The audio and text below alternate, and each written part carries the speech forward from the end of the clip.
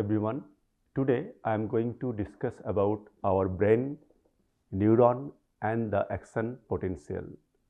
So this is the last topic of module 6 and here I will be covering unique features of neurons and the generation and propagation of action potential.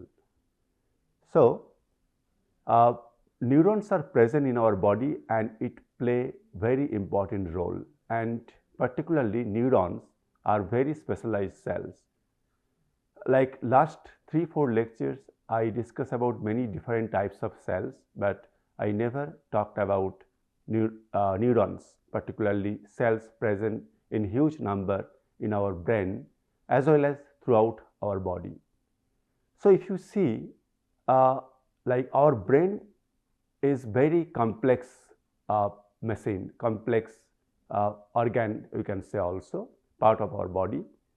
So long time back, Raman Kahal, so he particularly mentioned that the brain is a world consisting of a number of unexplored continents and great stretches of unknown territory. As you can see, he even received Nobel Prize in 1906 in physiology and medicine, and he is considered as the founder of modern neuroscience.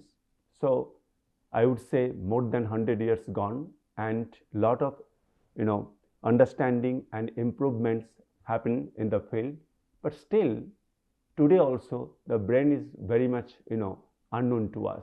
Lot of things are non we cannot explain it properly, but today I will just introduce some basic concept about our neuronal cells and how a nerve impulse is getting generated and propagated. So here, if you see, our brain is the most sophisticated computational machine. Whatever you can think about some complex equipment, complex machine, but I would say brain is the most sophisticated, and it can changes its own components. So own components means, I would say, the configuration of neuron itself, its connection, and rewire itself into a new configuration as required for a new function. This is I would say tremendously important for our day-to-day life also. So now let's see different parts of our brain. So if you see different position in our brain, so there are different functions can be mapped to specific parts in the brain. So we can even like map different types of function here in different location, but mostly, like very briefly, I am trying to say that in this brain, if you see, this part is called cerebellum. This is present just back of the brain, like the back side of the brain, and then this is occipital lobe, parietal lobe, and this is the frontal lobe, just our head part here, frontal part, and this is temporal. So this image is from one side. So as you can see, whatever this temporal lobe you can see, like if this is temporal, then you have the other side in here also, right? So anyway, but if we can map their function, you will be saying they have some kind of specialized function. Somehow those portions of those of that brain is particularly doing this kind of function. For example, coordination, which is mostly happening in the cerebellum region. Similarly, I would say this is parietal lobe, and here like comprehension of language. So this is also happening in this region. And frontal lobe, as you can see, judgment, foresight, and voluntary movement is very important aspects, right? And if you see the temporal lobe, here the major function is intellectual and emotional function. So as a result of that, although it is filled up with many different types of cells, particularly like mostly a lot of neurons, but somehow their functions is being segregated in different locations into our brain. And now, as I am saying that neurons are the major cells, they are the cells of our nervous system, right, our neuronal system. So here I am going to discuss about the neuron doctrine. So neurons are structural and functional units of our nervous system, and most importantly, they are electrically excitable cells. So I am going to discuss more about this later. Now, here you can see I am just particularly showing you here two very great scientists here, Raman Kahal and Camillo Golgi. Both of them, they received Nobel Prize in 1906 in Physiology and Medicine for their work regarding our nervous system. So what happens, Camillo Golgi, so he discovered some kind of dye, some kind of staining reagent that is called Golgi stain. And during that time, Golgi stain was used to stain neuronal tissue, for example, brain tissue. And then they were trying to visualize what is present inside our brain. And from that kind of experiment, Camillo Golgi, he concluded that in our brain, we have thread-like cells, but those cells are connected to each other. Again, I am repeating this because this is very important, that we have very thread-like cells, lot of cells, but they are connected to each other.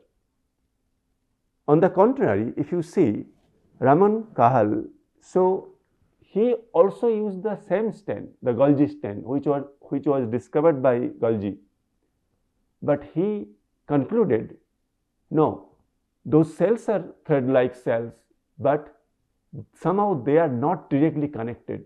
There is some kind of gap in between, those cells.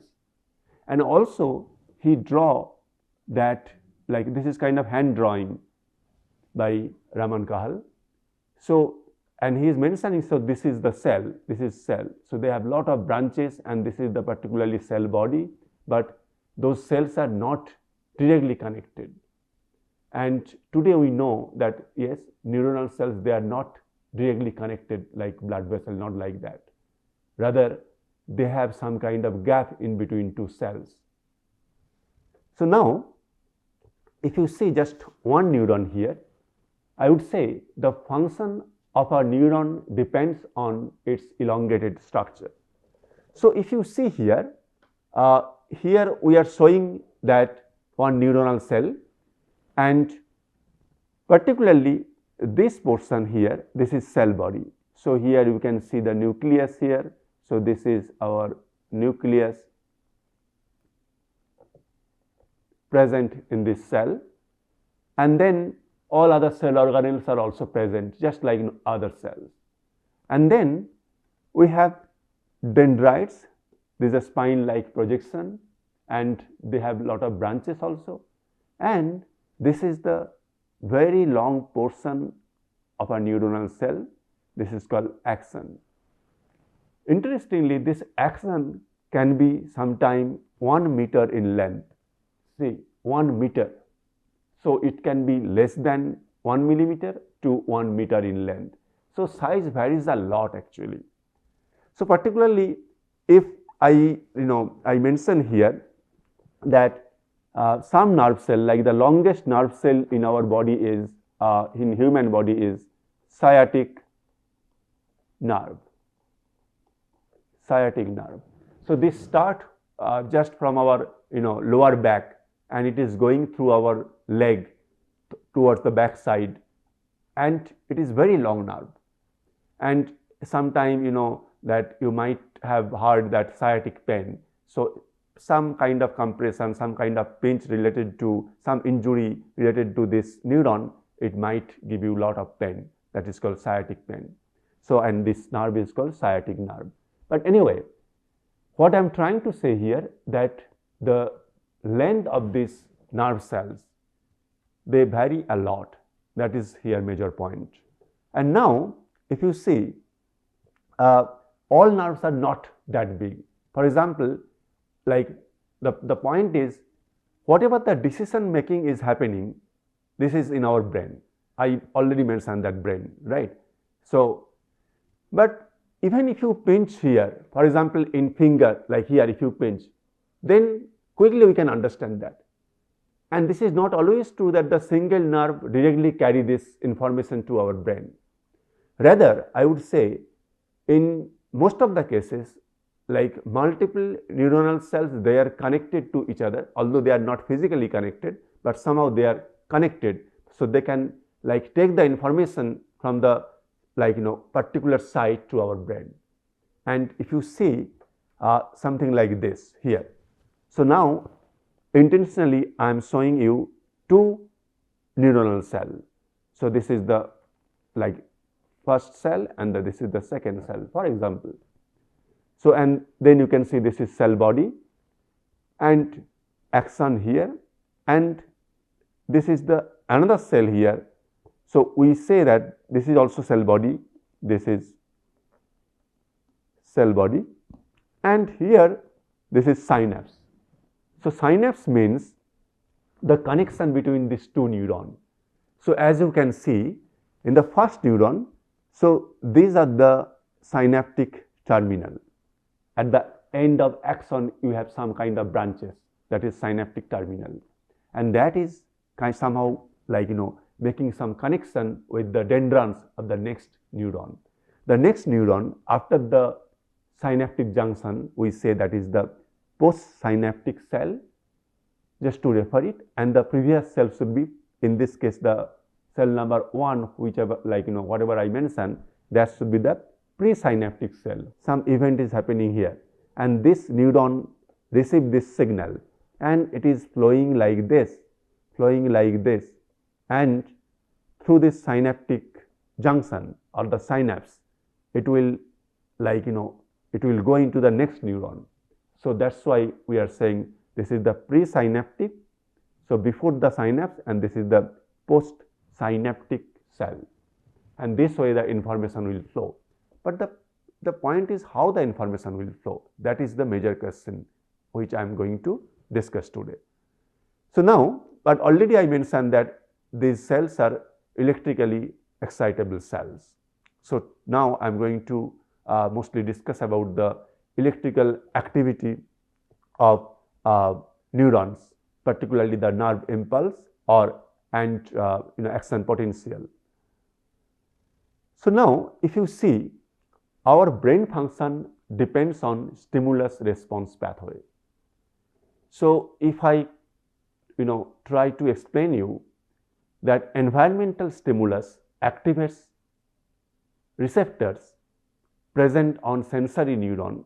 So neurons, right, sensory and motor neurons, we can largely classify them. Sensory neuron means neurons who are taking the some kind of changes in something, so that taking the information from there, and then it is sending it to the brain, and brain will make some kind of decision, and we have to execute the function, and the function will be executed by the motor neuron. So that way.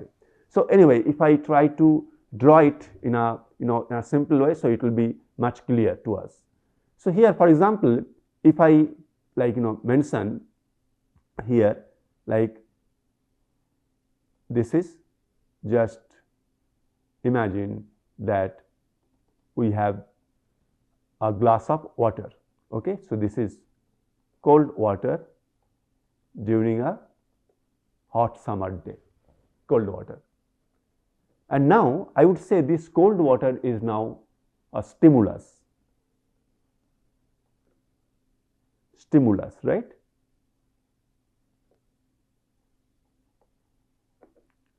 Stimulus. And now whenever we will see the cold water, so we have this is just just cartoon diagram, just imagine this is our eye. So this is our eye. So here inside our eye we have a lot of photoreceptor and nerve cells are also present. So as a result of that photoreceptor present here, somehow they will catch this information. So as a result of that, what will happen? So this is say a nerve cell, for example. this is a nerve cell, and here this nerve, I will say this is sensory nerve, that I already mentioned that this is taking this stimulus like information, right, sensory nerve, and somehow it is like sending this information to our brain, the central nervous system, right, brain. And now brain will take some decision, and that decision will be carried forward. It will be going like this again, where in order to make some kind of function. So this is, I will say, motor nerve. And now I would say maybe this motor nerve is going to where? Something like this, just cartoon diagram. So I would say this is the water bottle, okay. So here muscles are there, and this is coming here. So as a result of that, the motor nerve finally helping our muscle cells to like contract, and then we are taking the glass of water here and we can drink that water also. So as a result of that, I was trying to explain you that how stimulus can help, like some kind of, here in this case photoreceptor I mentioned, it can be different types of other stimulus, right. It can be sometimes smell, some chemical present in some food, like it can be many other things. So in summary, if you see that environmental stimulus activates receptors present in our sensory neuron, and then sensory neurons will be excited. As a result of that, the nerve impulse will be generated. So that is the action potential will be generated. I am going to discuss in the next slide. And this impulse will be transmitted to our brain, and some kind of decision will be formed. And finally, the response signal, it will be transmitted via our motor neurons to effector. So in this case, in this example, some muscle, and then muscle will contract to take the necessary action. What I mentioned that in this case is we might drink the water, that's all. And now if you see here, how is this nerve impulse generated? So that is, this is very important in today's lecture. So let's see. So again, I'm drawing a small, here like cell here. So if you see, this is our nerve cell, just a cartoon diagram, sorry.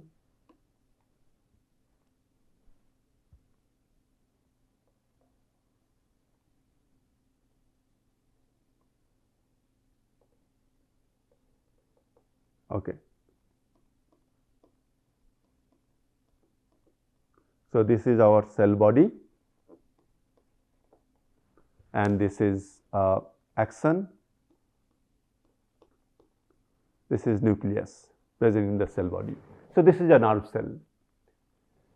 So now, if you look into this, why I draw this, that just I am trying to zoom this portion, okay, here, this portion. So as a result of that, I would say this, the outside, so this is the extracellular fluid, this portion, and this is the cytosol, this is the part of the neuronal cell, this portion, right. So what is resting membrane potential? This is not just true for, I would say, like for neuron, but this is also true for some other electrically excitable cells like muscle cells also, right. Electrical potential difference across the cell membrane is always exist in this neuron. Particularly, neurons have resting membrane potential like around -60 to -70 millivolt.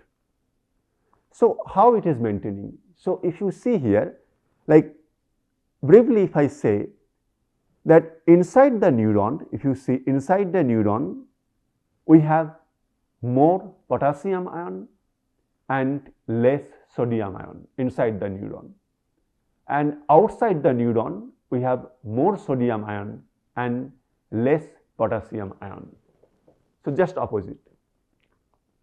Not only that, so also we have like chloride ion and other negative ion, but for this explanation we are not going to discuss too much about those things. Very briefly I am going to discuss about action potential, and that I am trying to explain here. So as a result of that, you have more sodium ion on the outside and less sodium in the inside when the it's kind of in its resting stage. It's during the resting membrane potential during that time. So as a result of that, what will happen on the membrane? So this is the membrane. This is our membrane. So now if you see here, we have some leak channel, potassium leak channel, sodium leak channel. So as a result of that, since potassium is more inside, we have lot of potassium ion inside. So as a result of that, potassium will go through this leak channel, as you can see. Similarly, sodium ion will come from outside to inside through sodium leak channel. But in order to maintain this potential, that -60 to -70 millivolts, so as a result of that, I would say the inside is little bit more negative compared to the outside, right? So now you will see that sodium potassium pump is continuously working on. Lot of energy is being used by this pump to maintain this particular potential here. So as you can see, sodium is going out and potassium is again coming back to the cell. So as a result of that, you need to spend some energy because you are doing this against the gradient, right? So outside you have more sodium, but here through this pump you are actually sending sodium out, so you need some kind of energy also. But this is very important to maintain this kind of potential difference across the membrane in neuronal cell. Now what happened during the generation of action potential, the local or generator potential. So when a neuron is stimulated by light, sound, chemical, etc. For example, in the previous example, I told that we saw some kind of water present in a a glass full of water. So photoreceptor actually catch that information. So as a result of that, light, sound, chemical, some mechanical disturbances, all those things can generate some kind of local potential. And then that stimulus activates specific receptor and allow sodium ion to enter inside the cell. So this receptor is not this leak channel. What I am trying to say, because of this stimulus, it will activate some kind of sodium pump, and that will actually help sodium to come inside. Then what will happen? I just mentioned during the resting stage, the resting membrane potential, that means sodium is more outside, potassium is more inside, but overall inside is more negative. And this is how much? -60 to -70 millivolt. Now because of this, that sodium ion will come inside the cell and the neuronal membrane will depolarize. So slowly it will go into positive direction, and finally it will go into positive, it will depolarize. So as a result of that part we will learn here, and these are the defined types of receptor already I mentioned here. And now if you see the generation of action potential, how it actually happens, I just mentioned a little bit. And now what is action potential? Action potential is a brief reversal of membrane potential. So whatever I mentioned, that -60 to -70, but it will go into positive side for some time, for a brief reversal of membrane potential difference of neuron, and it produces nerve impulse in neuron, and then that impulse should be propagated across the neuron. And now if you see here, a stimulus from sensory cell or another neuron depolarizes toward the threshold potential. So let me explain that. So this is very important slide.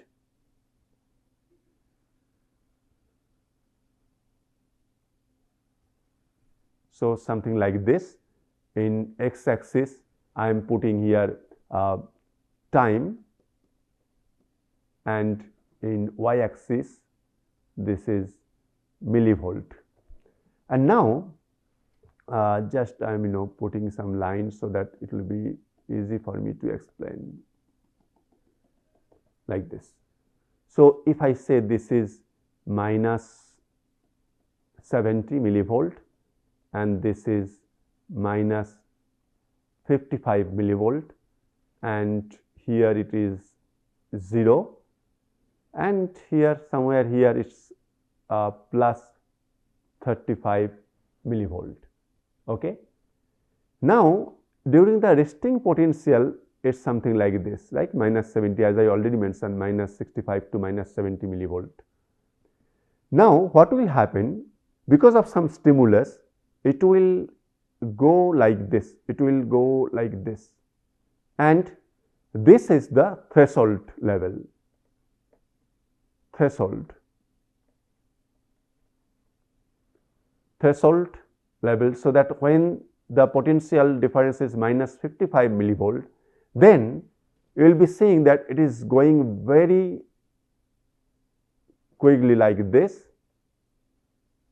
and then dropping like this. So it will go up to plus 35. So although it looks like it's going, let me correct it a little bit. So it will go approximately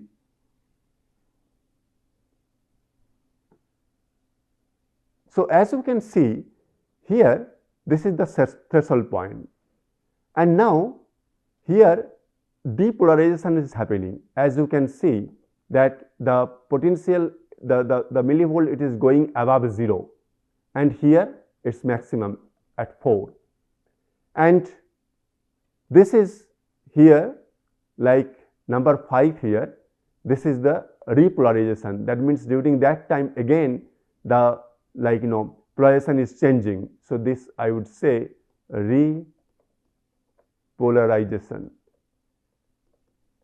and this is depolarization, and finally you will be saying that this is again coming below minus 70. So this is below minus 70. This stage is called hyperpolarization. This will be for a very short period of time.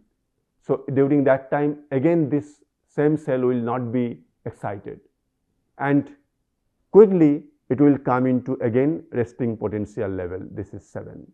So as a result of that, if we start from here, 1, 2 is the threshold, 3 is depolarization, 4 is the maximum level it reaches, then 5 again repolarization, and 6 hyperpolarization, and 7 again it restored at resting membrane potential. So now if you see whatever I draw step by step, everything written here, you can just go through it, that a stimulus from sensory cell or another neuron depolarizes toward the threshold point. So as a result of that, if the threshold of excitation is reached, this is 2, the second, like whatever I labeled here, all voltage gated sodium channel open and the membrane depolarizes. So as a result of that, sodium is coming inside the cell and the membrane get depolarized.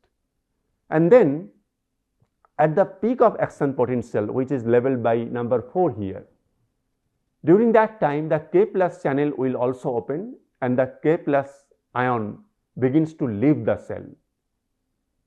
At the same time, sodium channel will also close.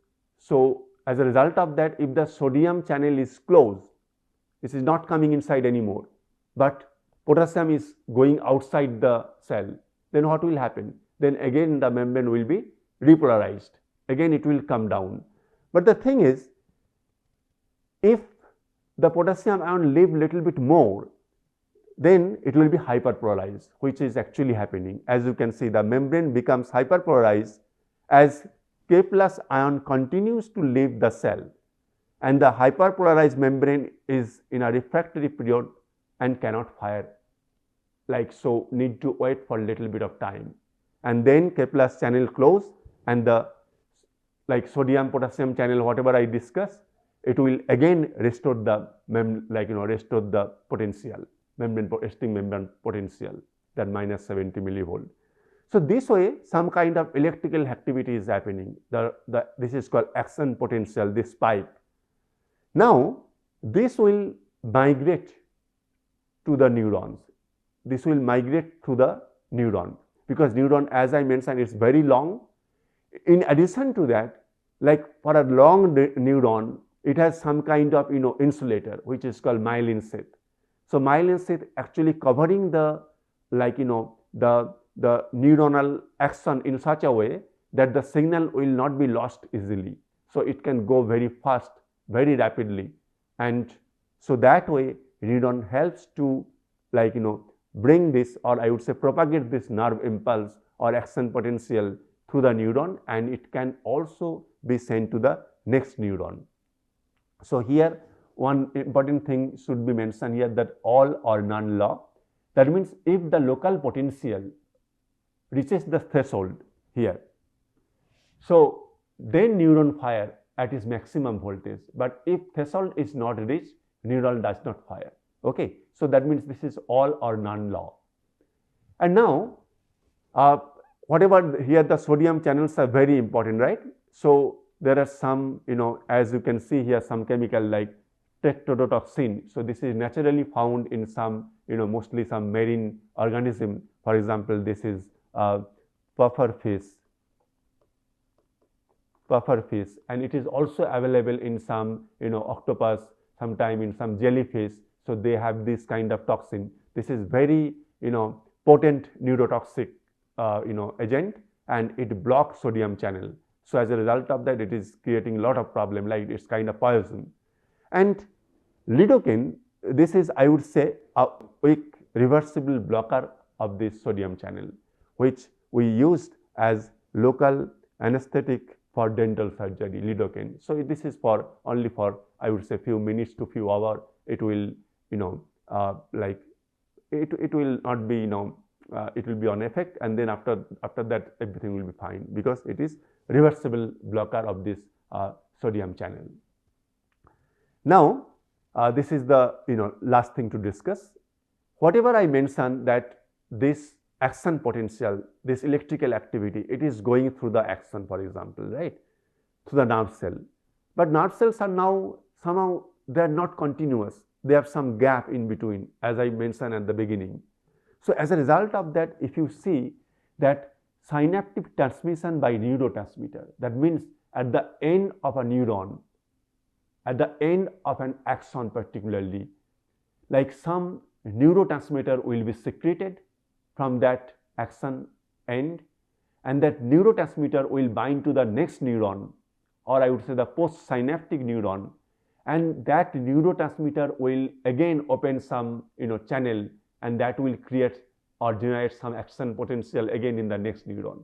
So that way it will be carried forward to our brain. So this is the idea. So here the resting chemical synapse. So why it is chemical synapse? Because in this case the chemical activity actually lead to transfer of the of this thing from one neuron to next neuron. So here the nerve terminal of presynaptic cells, and the neurotransmitters are some kind of chemical, and they are present in some synaptic vesicle at the terminal of this axon. And when in case of active chemical synapse, these neurotransmitter will be coming out, right, at the synapse, that they are coming out from the cell, and then they will bind to this receptor present in the postsynaptic neuron, and as a result of that, again action potential will be generated. So I should also mention, during this transfer of this information through chemically. Here calcium ion also play major role, and these are the steps that the action potential reaches the nerve terminal in a presynaptic cell, and it stimulates the terminal to release its neurotransmitter, and then the released neurotransmitter binds to and opens the transmitter gated ion channel. Whatever I told that this is receptor, this is nothing but some ion channel, but transmitter gated, this depend on transmitter, neurotransmitter itself, right.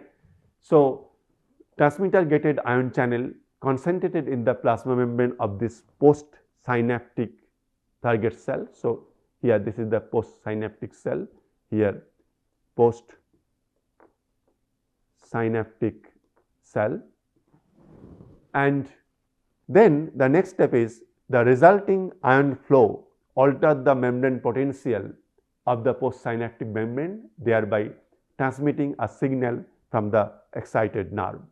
And these are the common neurotransmitter. You can see acetylcholine, dopamine, serotonin, glutamate. Those are very common neurotransmitter. So as a result of that, you can understand that this electrical activity as well as this chemical activity which is happening at the synapse, both are very important to carry forward the neuronal signal to our brain and from brain to back as well. And then that's all. So you can follow this textbook, Molecular Biology of Cell by Alberts, and thank you very much.